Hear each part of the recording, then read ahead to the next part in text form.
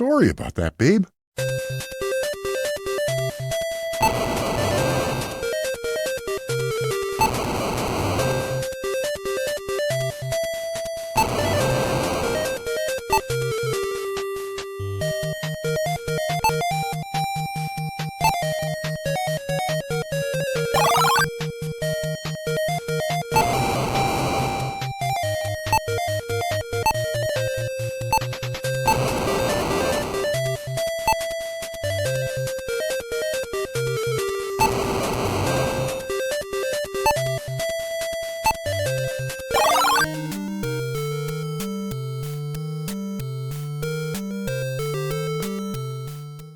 It's that time again, when I look back and I'm not happy with my old review technology and style, so it's time to replay and revisit a true classic.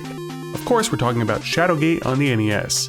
Aside from this very review, I have replayed it for a new Bits Plays, made a few YouTube shorts regarding some game advancement tips, and I'm currently doing a playthrough with my wife as a first-time player, which is sure to bring about some laughs. Shadowgate, as many of you know, was originally a black and white point-and-click adventure game that was part of the MacVenture series.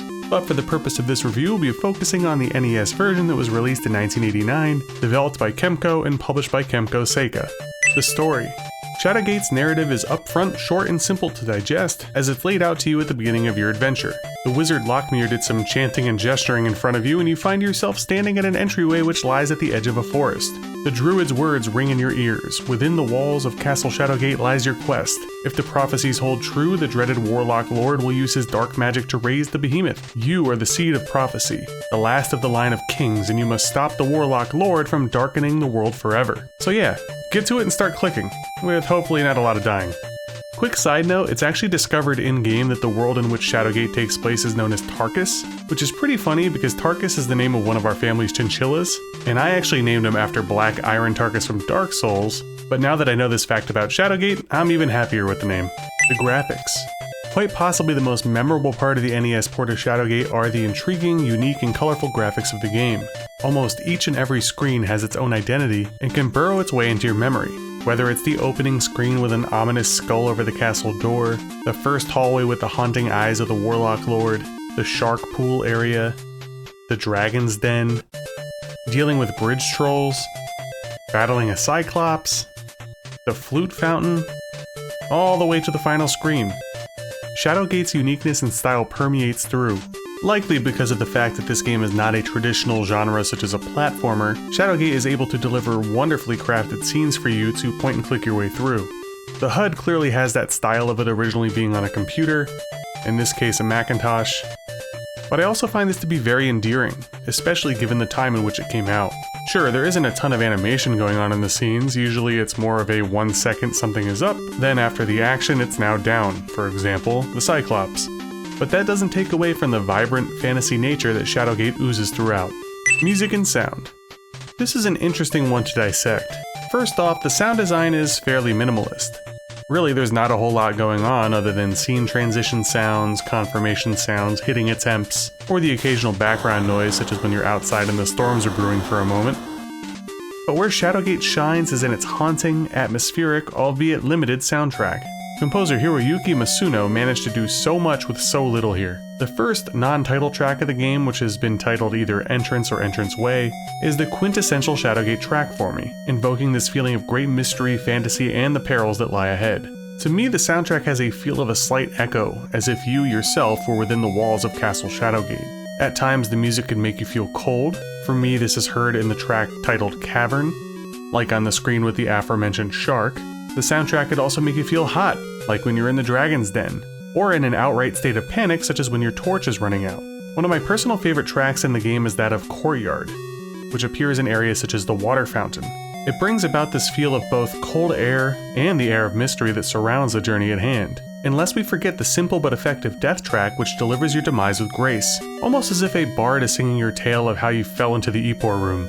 I really can't say enough about this soundtrack. It's still amazing to me how such a simple soundtrack can be so haunting and evoke so many memories within. Controls. Alright, I'll be honest here, this is probably the worst part of the game. The actions in HUD are relatively easy to digest and understand, but where the problem lies is with the actual actions and controls behind it. To put it bluntly, this game could be incredibly clunky, especially to newcomers. For example, while recording the playthrough with my wife, she has a hell of a time moving the cursor to small, tight spots for confirmations, oftentimes just missing and causing maddening points of frustration. And really, even having played it a number of times, as well as other games in this style, I can admit it's clunky, archaic, and at times unforgiving with its, quote, hit detection. I even still miss things on the first attempt from time to time. It's definitely a game that was developed with a mouse in mind, and oftentimes the NES controls could rear its ugly head. Gameplay and fun factor. As mentioned at the start of the review, Shadowgate is a point-and-click adventure. The majority of the game is spent digesting scenarios in your mind, clicking around, reading in-game hints, failing, and eventually doing the right thing to progress further. Sometimes the puzzles that need to be solved are obvious, sometimes they require a little bit more in-depth thinking, and sometimes they can be incredibly cryptic. The main actions in Shadowgate include the following: move, which is self-explanatory; look, which gives you an in-depth look at something in your scene; take, which allows you to pick up an object; open, which allows you to open doors, boxes, containers, and secret passageways; close, which allows you to close previously opened objects; use, which allows you to use various objects on themselves, yourself, as well as use objects on environmental pieces or enemies; hit, which is also pretty self-explanatory; leave, which allows you to lighten your load of items; and speak, which allows you to cast spells or talk to creatures. Aside from that, you also have your card system, which is your inventory, and you could cycle through with the up and down arrows; self, which allows you to use things on yourself; and finally the save function. Oh yeah, I almost forgot, because frankly, I forgot about it too when I replayed it. But if you press start or select, if there are hints available, the game will give you one. A pretty cool feature, and I feel like this is often missed, clearly because I missed it myself too. There is a lot of fun to be had clicking around various scenes, seeing if things could be taken, open, hit, and so forth. The same can be said with trying certain tricks, perhaps too many tricks, and your torch runs out. So yeah, the torch mechanic is basically a timer/turn-based thing where if you do too many actions without relighting a torch, it will eventually go out, and you will die. And of course, you could try out various tricks on baddies and then see the Grim Reaper appear shortly thereafter. There really is nothing quite like making progress in Shadowgate, especially if you're a bit hung up on a certain puzzle or situation. Each time you advance, you cannot wait to see the next scene that will be unfolding. Critiques. As much as I do love Shadowgate, this castle does have some cracks in its walls. I touched on it already, but the controls are pretty bad. Again, this is coming from someone who's played it a bunch, played a lot of the other games, and is very used to older games with iffy controls ranging from stuff like this to the original Resident Evil titles with their tank controls. I gotta call a spade, and the controls in Shadowgate are stiff and clunky, period.